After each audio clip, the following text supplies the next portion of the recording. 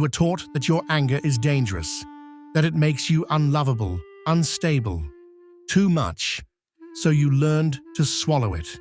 But Carl Jung spent his life studying the human psyche and the unconscious. He believed anger was one of its clearest messengers, revealing the hidden parts of ourselves we spend a lifetime trying not to see. And what he found was the opposite of what you were taught. If you naturally spend a great deal of time reflecting on your inner world, these ideas will feel especially familiar. Jung believed the unconscious speaks differently to each person, but some people are simply more inclined to notice its language. This is especially true if you are a deep intuitive. You have a rare door to the unconscious. For you, the conscious mind is only the tip of something vast, and you have spent your whole life trying to understand what lies beneath it.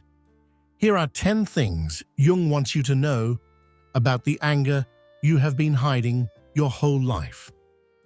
1. Your anger is a doorway, not a flaw. Jung believed anger is one of the clearest paths into the shadow, the part of you that got exiled so young you forgot it was ever yours. He once asked, "How can I be substantial if I do not cast a shadow?" For Jung, wholeness was never about being only light. A person with no shadow is not evolved. They are incomplete, cut off from half of what makes them real. What you cannot accept in yourself, you meet as rage at someone else. Your anger is not proof something is wrong with you. It is proof something in you is still alive and asking to be seen. 2. The people who enrage you are showing you yourself. This one is hard to hear. But Jung noticed that the people who provoke the strongest reaction in us are often carrying a piece of ourselves we have not recognized yet. He put it simply, everything that irritates us about others can lead us to an understanding of ourselves. Not every irritation is this deep, but the ones that feel disproportionate, the ones that stay with you hours later, those are usually not about the other person at all. They are pointing at something closer to home. Before you decide the fault is entirely theirs, ask what part of you flinched. 3. Your anger shows up to correct an imbalance. Jung saw the psyche as self-regulating, the same way a body seeks balance when something is off. If you have spent years being the accommodating one, the understanding one, the one who absorbs everything so the peace holds, your anger is not a malfunction. It is the unconscious stepping in to say you have bent too far in one direction. Nature does not tolerate permanent imbalance, not in the body and not in the mind.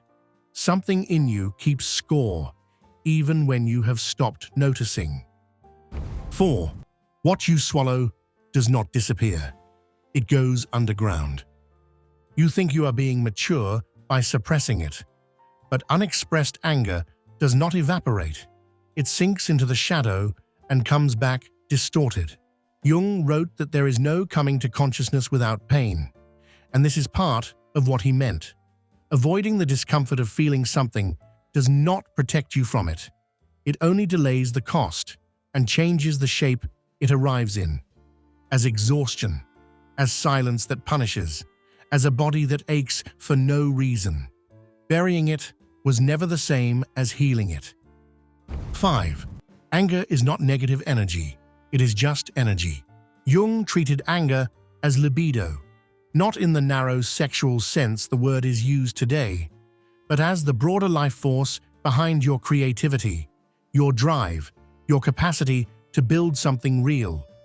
He saw the psyche as a closed system where energy never disappears. It only moves. What you refuse to spend on confrontation, you often spend instead on fatigue, on numbness, on a kind of low-grade despair that has no obvious cause. The question was never whether to feel it. The question is where it gets to go. 6. The The mask you wear for everyone else is feeding it. The more perfect, calm, and easy you appear on the outside, the more anger tends to gather behind that mask. Jung called this the persona, the face we present to the world, so it will accept us. He believed the persona was necessary, even useful, but dangerous the moment we mistake it for who we actually are. Every time you perform fine, some truer feeling gets pushed further from the light. The tighter the mask fits, the heavier what is hiding behind it becomes. 7. Your anger often knows before you do. Jung believed unconscious processes often register psychological conflict long before conscious awareness catches up. That is not a design flaw. It arrives fast, because part of you already understood the violation before you had the words for it. Your mind is still assembling a sentence, while your body has already reacted to the truth. This is why the anger can feel confusing in the moment. It is ahead of you, not behind you. 8. Your dreams are already trying to explain it to you. Jung did not believe the way to understand anger was to argue with it logically. He worked with it symbolically, through dreams and imagination, letting the feeling show its own face instead of forcing it into a tidy explanation. He wrote it plainly. Who looks outside, dreams. Who looks inside, awakes. If you have ever woken from a dream carrying an anger you cannot explain, that is not random noise.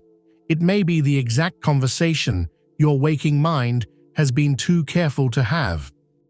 9. The goal was never to stop feeling it. You were never meant to become someone who feels nothing.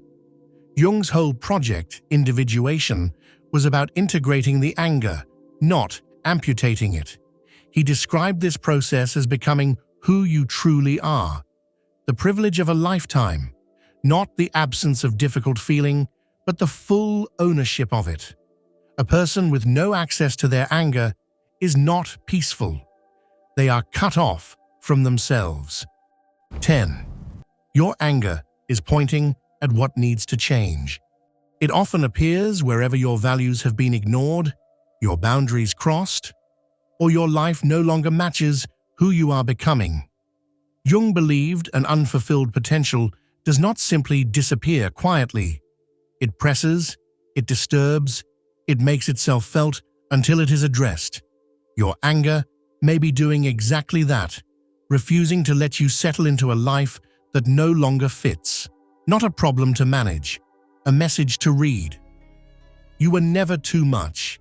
You were just carrying something nobody taught you how to hold. The shadow does not disappear because you ignore it. It waits, not to punish you, but to be recognized. Perhaps your anger has never been trying to destroy your life. Perhaps it has been trying to return you to it. If this found you, you already know someone else who needed to hear it too. And if this spoke to something in you, subscribe. There is more of this waiting for you here. Now tell me in the comments, which of these 10 hit hardest? I read every one. And if you want to go deeper than any video ever could, the Hidden Chamber on Substack is where the real work happens. Link is below. Before I leave you for today, remember this. Your anger was never the storm. It was the door. And somewhere behind it, you have been waiting for yourself the whole time.